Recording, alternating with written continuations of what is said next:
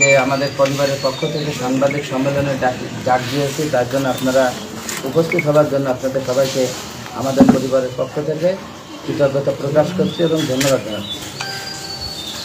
আপনারা ইতিমধ্যে জেনেছেন যে আমার ভাই ফরিদ হাসান খান মাগুরার একজন বিশিষ্ট সফল ব্যবসায়ী। সে মাগুরা চেম্বার অফ কমার্সের দীর্ঘদিন যাবৎ ভাইস প্রেসিডেন্ট। সে এখন মাগুরা চেম্বার অফ কমার্সের ভারপ্রাপ্ত সভাপতি হিসাবে দায়িত্ব পালন করছে। আপনারা ইতিমধ্যেই বিগত দিনে তার কর্মকাণ্ড দেখেছেন। আমার গতকালকে আমি ঢাকাতে যখন শুনি যে আমার ভাইয়ের বাড়ি এবং আমাদের ব্যবসায়ী এবং আমার রাজনৈতিক অফিস, ওখানে সেনাবাহিনীর ব্যাপক একটা উপস্থিতি, তারা শুনলাম যে আমাদের ওখানে রেড দিচ্ছে। আমি তখন নিজেই সেনাবাহিনীর ক্যাম্পের যিনি মেজর শরীফ, ওনার নাম্বারটা ছিল আমার কাছে, আমি ওনাকে ফোন করেছিলাম, কিন্তু উনি আমার ফোনটা ধরেনি। আমি জানতে চাইছিলাম যে কেন আমরা তো এই মাগুরা শহরে চলে ফিরে পারি। আমার ভাই ফরিদ হাসান খান আমরা ব্যবসায়িকভাবে সফল। আমরা দীর্ঘ 15 বছর ব্যবসা বাণিজ্য থেকে বঞ্চিত ছিলাম। আমরা এখন যেহেতু বাংলাদেশ গণতন্ত্রমুক্ত হয়েছে, বাংলাদেশের মানুষ স্বাধীনভাবে ব্যবসা বাণিজ্য করছে, যার কারণেই আমরা মাগুরাতে ব্যবসা বাণিজ্যের আমরা ঠিকাদারি বিজনেস করি।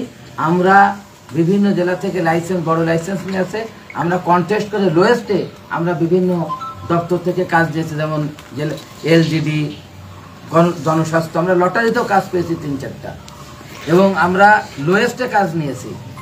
আমার ভাই, আমি ব্যবসায়িক কাজে সময় দিতে পারি না, দিও না, আমি সার্বক্ষণিক রাজনীতি করি। আমার ভাই সকালে ফজরের নামাজ পড়ে প্রতিদিন সাইডে যায়, সাইড করে সারাদিন এসে সার্বক্ষণিক ব্যবসা ছাড়া তারা কোনো রাজনীতির সাথে সম্পৃক্ত না। কিন্তু আমাদের এই ব্যবসায়িক সফলতা এবং আমার এই রাজনৈতিক সফলতা, এটার একটা মহল ঈর্ষান্বিত হয়ে আজকে আমার পরিবারকে হেয় প্রতিপন্ন করার জন্য, আমাদের ব্যবসার উপরে কলঙ্ক সৃষ্টি করার জন্য এবং আমার রাজনৈতিকভাবে হেয় প্রতিপন্ন করার জন্য আজকে একটি মহল সেনাবাহিনী সহযোগিতায় বা সেনাবাহিনীকে ভুল বুঝিয়ে আজকে আমাদেরকে হেয় প্রতিপন্ন করার চেষ্টা করেছে। ষড়যন্ত্রকারীরা ক্ষণিকের জন্য বিজয়ী হয়, আর সৎ এবং স্বচ্ছ মানুষ বিজয় আমাদের হবেই, এই সত্য উদ্ঘাটন হবেই। আমি সেনাবাহিনী হচ্ছে বাংলাদেশের একমাত্র প্রতিষ্ঠান যার প্রতি বাংলাদেশের সকল মানুষের এবং আমার পরিবার এবং আমাদের আস্থার জায়গাটা সেনাবাহিনী।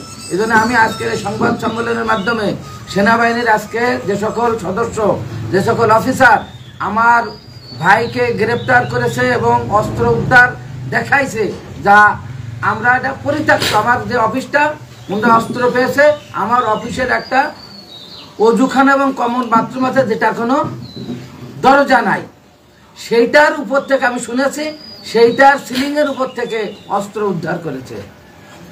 আমি ওনাদের কাছে, কারণ ওনারাই ভালো জানে ওনাদের কাছে কোন ব্যক্তি কে আমাদের বিরুদ্ধে বা আমার ভাইয়ের বিরুদ্ধে অভিযোগ করেছে যে ওনার কাছে অস্ত্র আছে। সেই অভিযোগের ভিত্তিতে আমার ভাই ফরিদের বাসায় রেড দিয়েছে, বাসা তল্লাশি করেছে। এই পর্যন্ত বিগত সরকারের আমল থেকে আমার বাড়িতে 500 বেশি সময় পুলিশ, র্যাব, আর্মি বহুবার রেড দিয়েছে, কোনদিন অস্ত্র পাই নাই। আমার অফিস রেড দিয়েছে, অস্ত্র পাই নাই।